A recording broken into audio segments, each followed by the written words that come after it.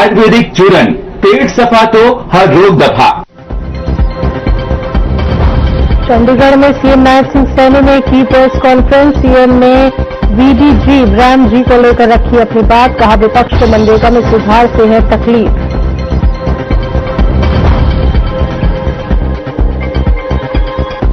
चंडीगढ़ में कांग्रेस नेताओं ने बैठक के बाद की प्रेस कॉन्फ्रेंस। कहा, मनरेगा संग्राम को लेकर हुई चर्चा। 10 जनवरी से 25 जनवरी तक कांग्रेस चलाएगी अभियान।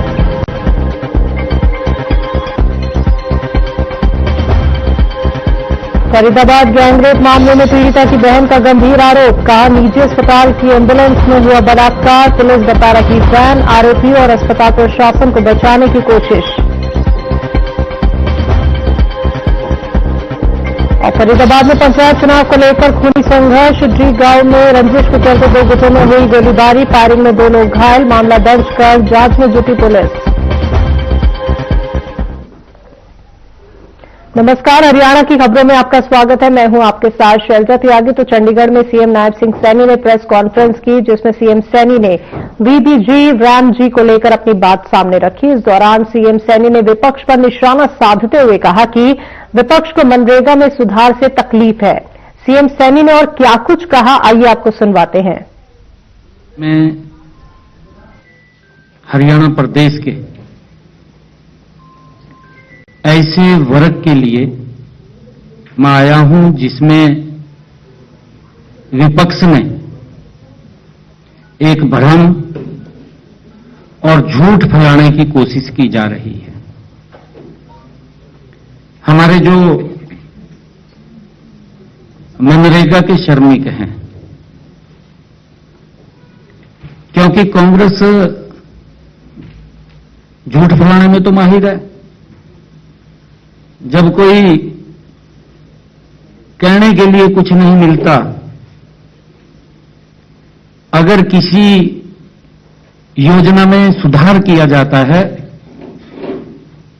उस सुधार की भी कांग्रेस यूपीए को तकलीफ होती है, इंडी गठबंधन को तकलीफ होती है।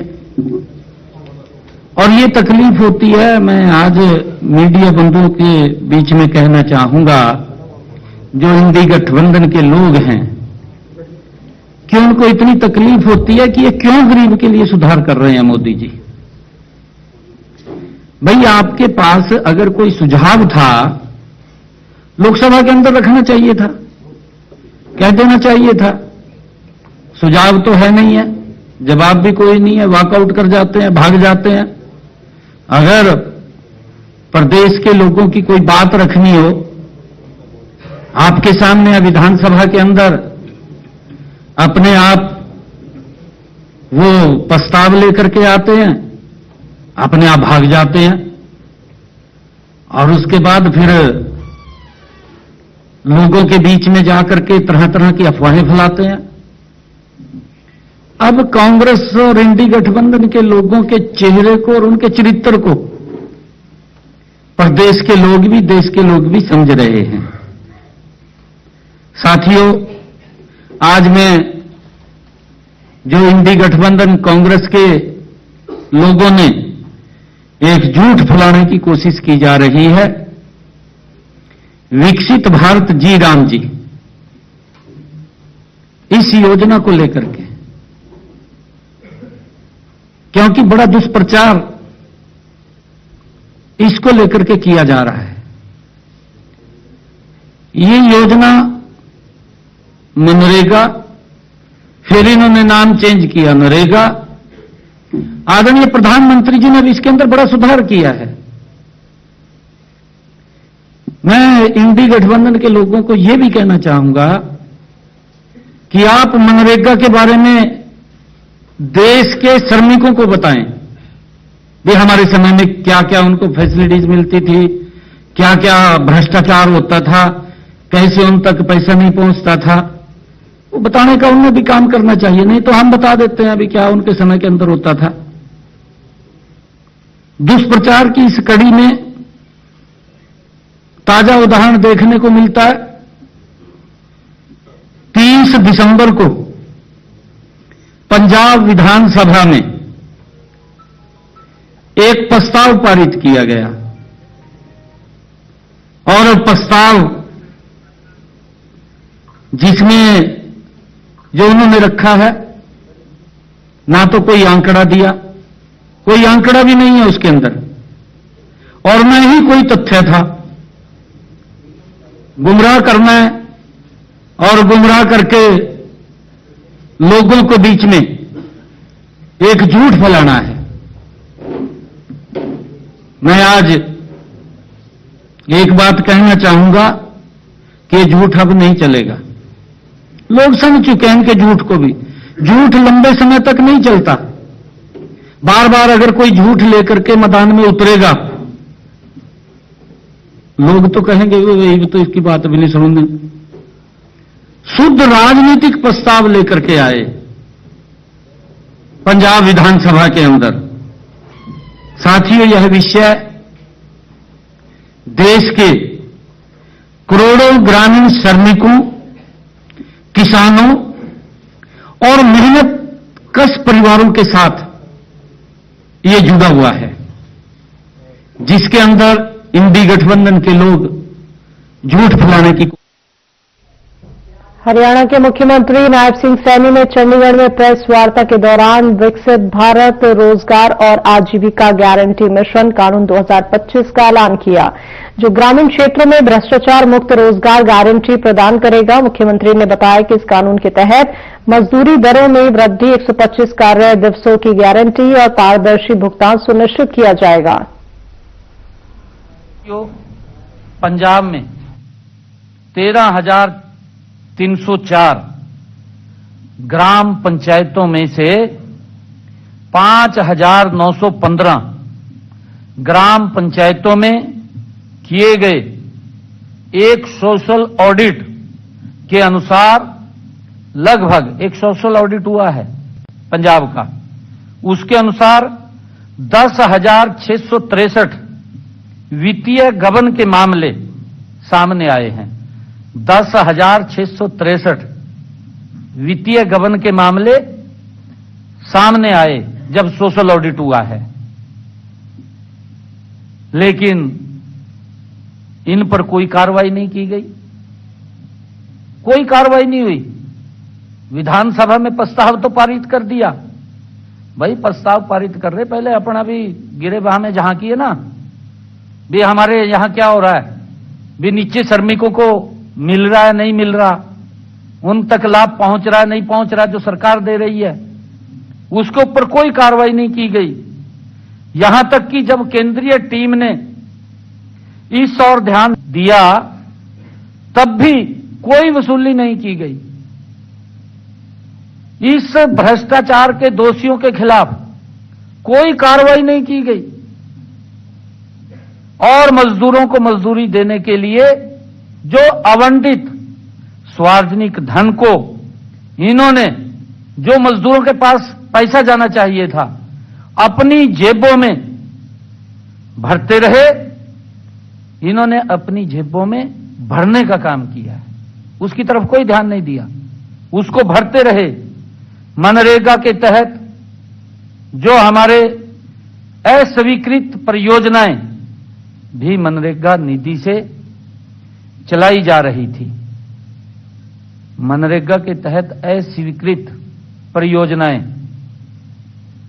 भी मनरेगा निधि से चलाई जा रही थी, लेकिन उनमें कोई निगरानी तंत्र नहीं था, उस तरफ नहीं देखा, और न कोई मजदूर वास्तव में वहां काम कर रहा था।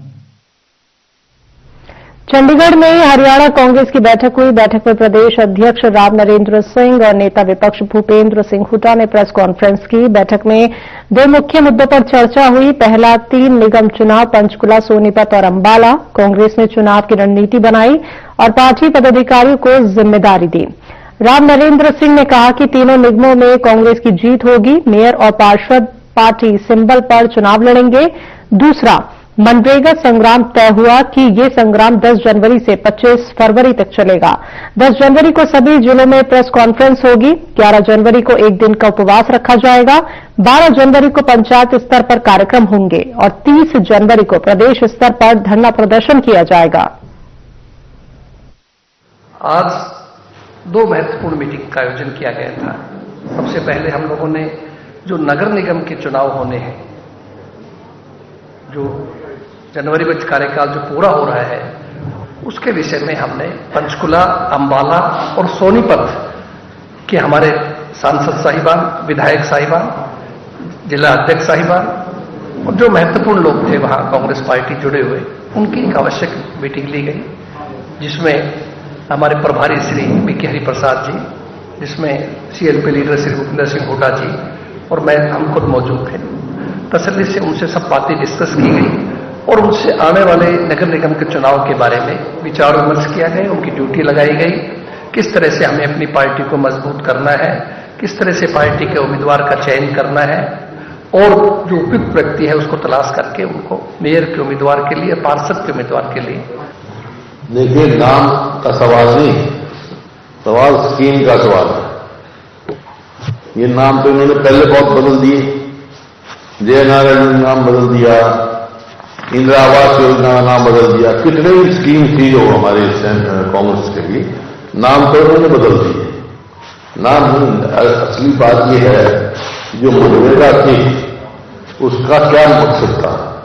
उसका मकसद था महात्मा गांधी का जो सपना था, जो सारी जिंदगी में कहा, ग्राम स्वराज हो, पंचायती राज, और जो पंचायत गांव में जो फैसला काम हो वो पंचायत को अधिकार गांव को। ये हरियाणा के पूर्व मंत्री रणजीत सिंह चौटाला आज हिसार पहुंचे। उन्होंने कहा कि मंत्री रहते हुए भी वो हर महीने की 5 तारीख को कार्यकर्ताओं से मिलते थे। ये सिलसिला अब भी जारी है।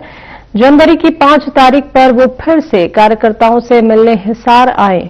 उन्होंने बताया कि मार्च के पहले सप्ताह में हिसार में राज्य स्तरीय रैली हो सकती है और किसी पार्टी में शामिल होने के सवाल पर चौटाला ने कहा कि वो ये फैसला कार्यकर्ताओं से मिलने के बाद लेंगे। हरियाणा सरकार पर उन्होंने कहा कि कानून व्यवस्था में थोड़ी सख्ती होनी चाहिए। देश की राजनीति पर बात करते हुए उन्होंने ये भी कहा कि हरियाणा में आज सबसे ज्यादा परेशानी कांग्रेस को है और बीजेपी का रुतबा प्रधानमंत्री नरेंद्र मोदी की वजह से बढ़ा है। अब लोग पार्टी नहीं बल्कि पार्टी के नेता को वोट देते हैं।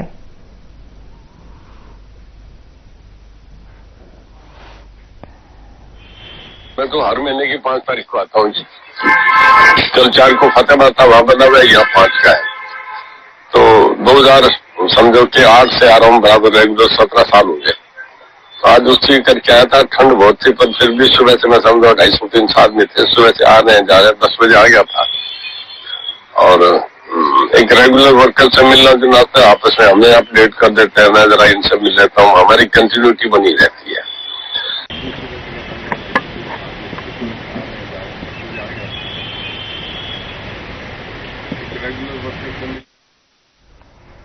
फरीदाबाद सेक्टर 12 में आयोजित 15 दिवसीय सरस मेले का सोमवार को समापन हो गया। ये मेला राष्ट्रीय ग्रामीण आजीविका मिशन के तहत ग्रामीण उद्योगों और हस्तशिल्प को बढ़ावा देने के उद्देश्य से आयोजित किया गया था। मेले में 150 के करीब स्टॉल लगाए गए और जिनकी लगभग 4.25 करोड़ के सामान की बिक्री हो चुकी है। मेले में लगाए गए स्टॉल विभिन्न राज्यों से आए स्वयं सहायता समूहों और ग्रामीण हस्तशिल्पियों द्वारा संचालित किए जा रहे हैं। तो इन स्टॉल्स पर हस्त निर्मित वस्त्र, मिट्टी के बर्तन, लकड़ी और धातु के शिल्प, जैविक उत्पाद और स्थानीय व्यंजन जैसे अनूठे उत्पाद उपलब्ध कराए गए। आपको बता दें कि हरियाणा राज्य ग्रामीण आजीविका मिशन के तहत सरस मेले की जिला नोडल अधिकारी और नगर परिषद की चेयरमैन HCS शिखा अंतिल ने बताया कि ये मेला फरीदाबाद में दूसरी बार आयोजित किया गया और इसे सूरजकुंड अंतर्राष्ट्रीय मेले जैसा ही महत्व दिया जा रहा है।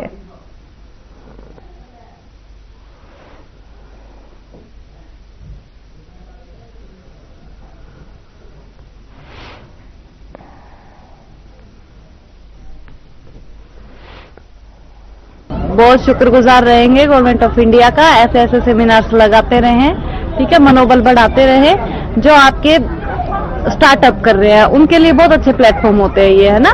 या फिर जो ग्रामीण महिलाएं हैं, है ना, जिनको रोजगार की तलाश है, जिनको प्लेटफॉर्म चाहिए, उनके लिए बहुत अच्छी चीजें है ये। मेरा मेला चला है, मैंने बहुत अच्छे से मेरा रिजल्ट आए हैं। मेरे अगर कस्टमर रिपीट हो रहे हैं तो इसका मतलब क्वालिटी मैंने अच्छी दी है, रेंज में भी उनके रहा है ना, और लॉन्ग लाइफ के लिए भी मेरे को यहाँ से कस्टमर काफी मिले हैं। बहुत अच्छा रहा, बहुत अच्छे कस्टमर आए। शुरुआत में कुछ भी नहीं था, उसके बाद 5-6 दिन बहुत अच्छा रहा, काम भी हुआ, सब कुछ अच्छा लगा सरस मेले में आके। तो घाटा तो नहीं हुआ? नहीं, घाटा नहीं हुआ, सही अच्छा गया, हाँ, परफॉर्म मिल गया उसमें, बहुत अच्छा रहा। क्या कहना चाहेंगे सरकार के इस तरीके? सरकार ने किया हमारे लिए, बहुत अच्छा लगा हमको। सरकार को हम धन्यवाद कहते हैं कि हमारे लिए इतना सोच रहे हैं, बहुत अच्छा लगा उनके लिए। सर हम लुधियाना से आए हैं, जैसे जुनेलिया हर्ब्स इंडिया है, तो हिंदी में बात करें ना सर, है ना, और 100% नेचुरल प्रोडक्ट्स लेके आए हैं सर।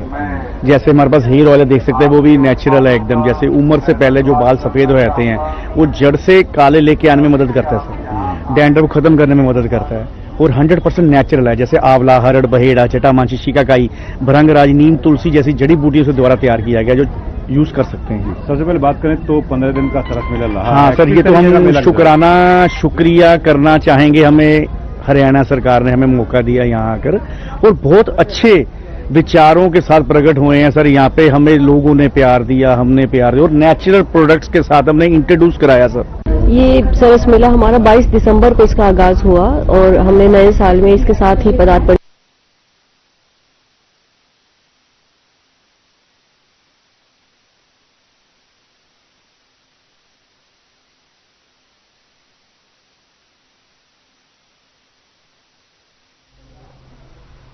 फरीदाबाद जिले के डी गांव में पंचायत चुनाव को लेकर पुरानी रंजिश खूनी संघर्ष में बदल गई, जब शराब के ठेके के पास 2 गुटों के बीच गोलियां चलने लगी। इस गोलीबारी में योगेंद्र यादव को 3 गोलियां लगी, जबकि जग्गी नामक युवक घायल हो गया। घटना के बाद घायलों को अस्पताल पहुंचाया गया, जहां दोनों पक्षों के बीच फिर से झड़प हो गई। आपको बता दें कि गांव में पंचायत को लेकर गुटबाजी लंबे समय से चल रही थी। इस मामले को लेकर पुलिस ने मामला दर्ज कर जांच शुरू कर दी है और आरोपियों के खिलाफ सख्त कार्रवाई की चेतावनी दी है।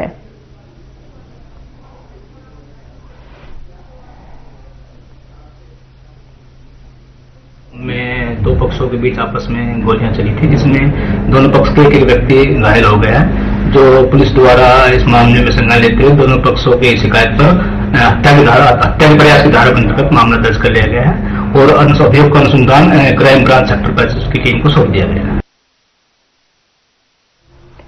फरीदाबाद की स्टार वायर कंपनी में 35 वर्षीय सुधीर ठाकुर की वेल्डिंग करते समय आग लगने से मौत हो गई। आपको बता दें कि सुधीर बिहार का निवासी था और पिछले 9 साल से कंपनी में काम कर रहा था। यह हादसा पिछले सोमवार को हुआ। वहीं परिजनों ने कंपनी प्रशासन की लापरवाही के आरोप यहां लगाए हैं और शव रखकर कंपनी के गेट पर हंगामा किया। इस घटना के बाद मौके पर भारी पुलिस बल तैनात किया गया।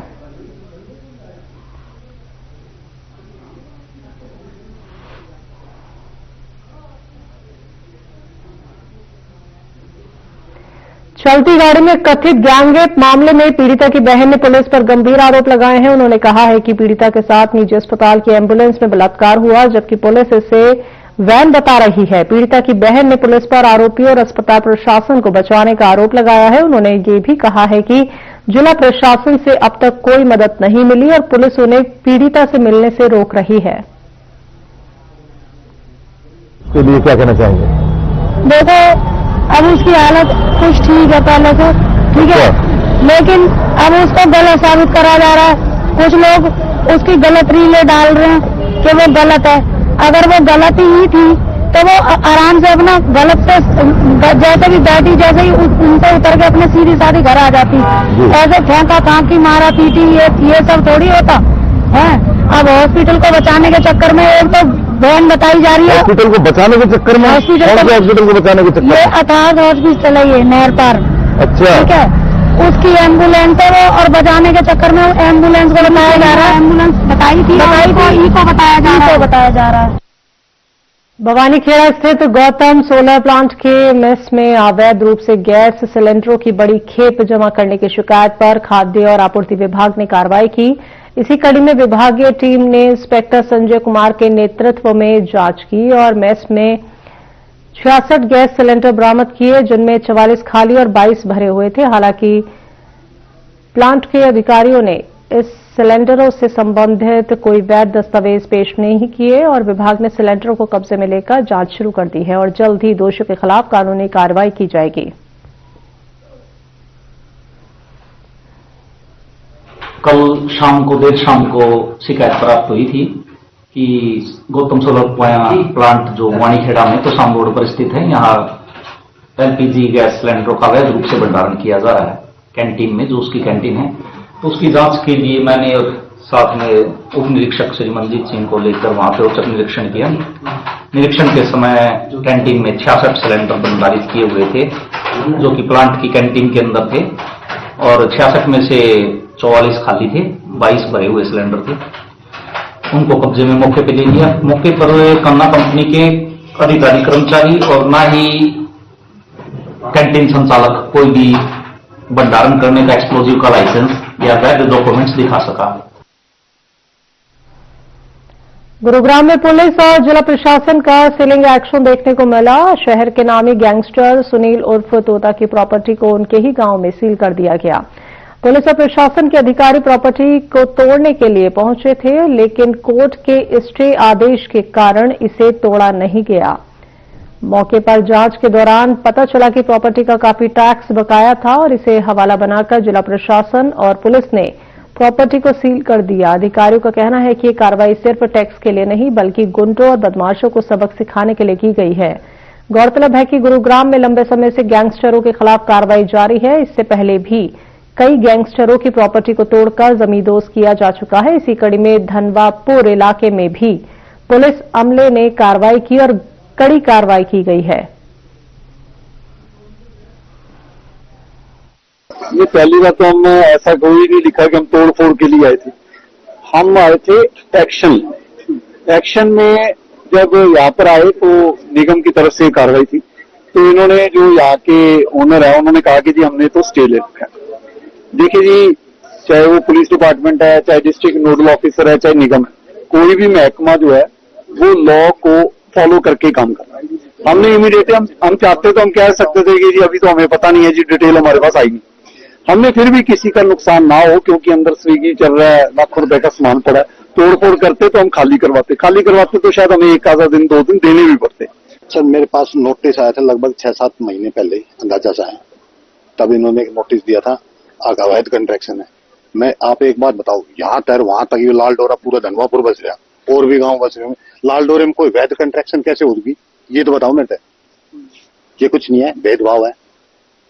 ये यहाँ का शासन और प्रशासन सब मिले हुए हैं और ऐसे ही कर रहे हैं। नवीन भाई, आपको नोटिस दिया गया था, ये बार बार बोल रहे हैं कि आपका प्रॉपर्टी टैक्स बकाया है। नहीं दिया, मेरे पास आज तक नोटिस ही ना आया। नोटिस आता तो मैं उसको नहीं करता। तभी मैं तोड़ने का नोटिस दिया, जब तोड़ने का नोटिस दिया उस पर मैं कोर्ट में गया तो उसको भी भरदा। इन्होंने कोई नोटिस नहीं दिया मेरे को। जी देखिए, गैंगस्टर ये 35 से ऊपर मुकदमे राम कुमार, और इन मुकदमे के तहत हमारी एक जो गैंगस्टर्स की लिस्ट है वो हमने प्रिपेयर करी है और किसी भी तरीके से इनके ऊपर नकेल कसने के लिए पुलिस हर तरीके से मुकदमों के साथ साथ इस तरीके की कार्रवाई भी यहाँ पर हमारी करते हैं। सिविल प्रशासन के साथ हम कोऑर्डिनेट करके इनके जो भी क्राइम द्वारा अर्जित या अन्य संपत्ति जो इन्होंने बनाई है, फाइनेंशियल और जो हमारे सरकार की तरफ से और सीपी साहब के दिशा निर्देशानुसार इस कार्रवाई को पुलिस भी सिविल प्रशासन के साथ मिलकर ये कार्रवाई करेगी।